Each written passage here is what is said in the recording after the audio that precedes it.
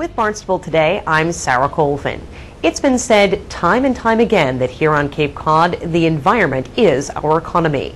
Reducing nitrogen flow into our waterways is of utmost importance. Many Cape towns are facing hefty costs for wastewater infrastructure and other mitigation methods.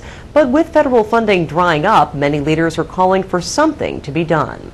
Tuesday at the JFK Memorial in Hyannis, under a beautiful blue sky with a backdrop of boats bobbing peacefully in the water, Congressman Bill Keating held a rally urging for support for federal funding for wastewater projects. We're here today to talk about an issue of vital importance to the Cape, as well as virtually every other district in the country. The current attacks in Congress on these environmental protections are one of our major issues in so many respects. Already this session alone, the U.S. House of Representatives has voted 110 times to limit or eliminate important environmental protections and the EPA's ability to protect our drinking water and our coasts.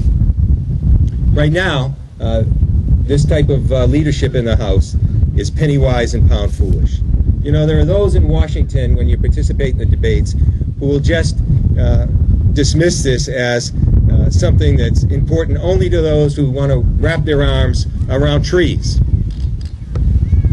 What we have to do today is wrap our arms around the fact that there's necessary jobs, infrastructure jobs, and tens of thousands in our region alone, spin-off jobs that are at stake here. And eliminating these kind of protections eliminate those jobs. We also have to wrap our arms around the fact that we need to protect our water, and the water that we drink and the air that we breathe. The bill that we're talking about, that we're going to be enacting or hopefully revising as we get back into session in September, puts drinking water purity at risk for 117 million Americans. What we have to wrap our arms around is the fact that these cuts are not fiscally responsible. It'll cost us more down the road to fix these problems, and I know firsthand from my work in the state legislature that the most cost-effective way of dealing with these issues of pollution is to stop the introduction of the contaminants in the first place and to control those that are already there as quickly as you can. Funding for wastewater infrastructure in the Clean Water State Revolving Fund is indeed the perfect example of this short-sightedness. Wastewater is a national problem, but nowhere is it felt more acutely than on the Cape, where there is no wastewater infrastructure. And add to that the fact that there are large quantities of nitrogen that are flowing freely into our estuaries and bays now, and Cape Cod represents one of the largest sole source aquifers in the world. For an area where the health of our local economy is so directly linked to the health of our degrading ecosystems, the magnitude of this problem is obvious. And through our situation here, we are in probably the most precarious situation, if not one of the most precarious situations in the country. Barnstable Today caught up with Keating following his speech and asked about the impact on local projects and local issues. The local projects, because this is a revolving fund, the money is there for the local projects as they go into the fall and look for monies. We've checked with the State Treasurer's Office where these funds are housed, and the money is there. What we're concerned about is even broader than that, because we have to look at the protections that are in place.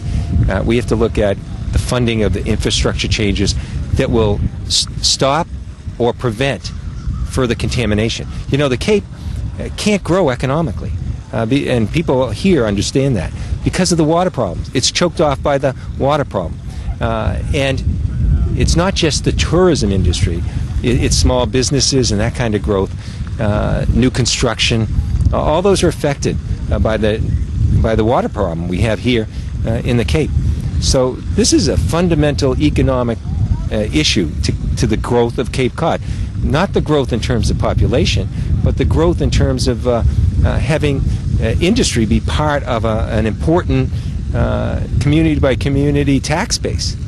And you mentioned earlier, and we've heard time and time again, that of course the Cape Cod does have a single source aquifer, and right now all the towns are trying to deal with it individually. What's your position on a regional approach to dealing with the wastewater issues we have here on Cape Cod? Well, in the first week I was in office, I summoned the EPA officials and wanted to begin a discussion immediately about the concerns we have here. They were well aware of them, and that's important.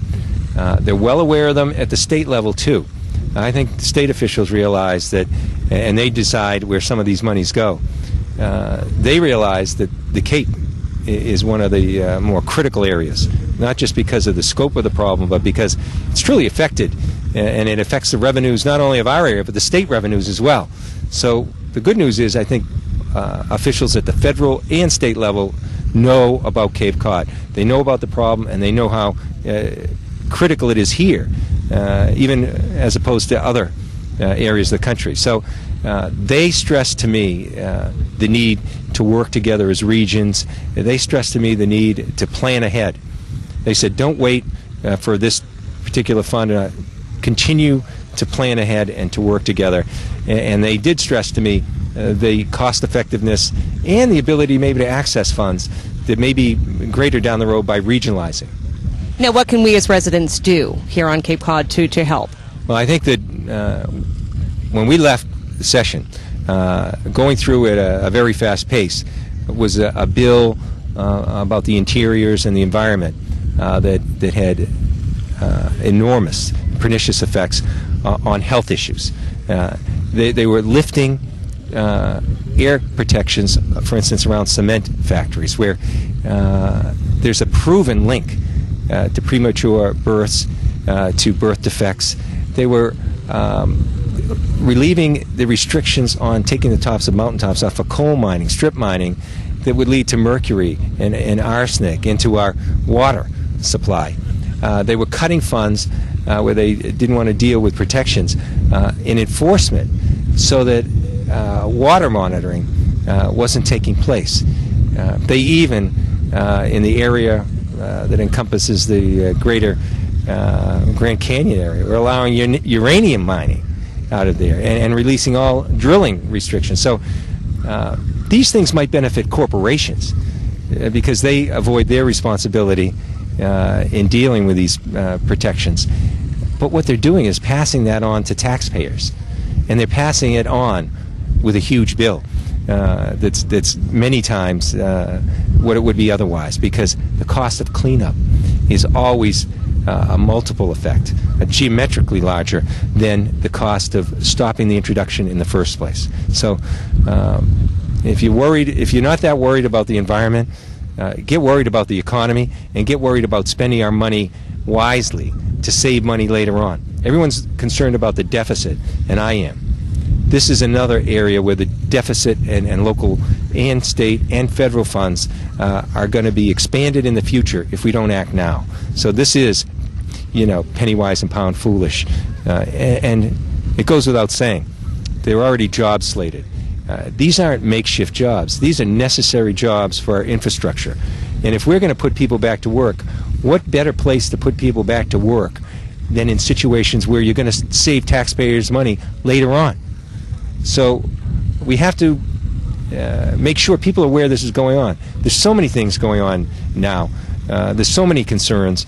I think, and I feel that way myself, as I talk to people, we're overwhelmed. But this is one that we're going to pay a lot of money for down the road.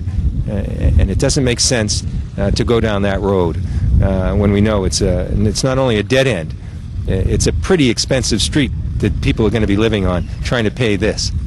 Well, Congressman Keating, thank you so much for taking the time to talk with us today. I appreciate that. Thank you. Tuesday, Keating was joined by past Cape Cod Chamber of Commerce Chair and business owner William Zammer, who spoke about the importance of the environment to the Cape's economy. I'm Sarah Colvin with Barnstable Today.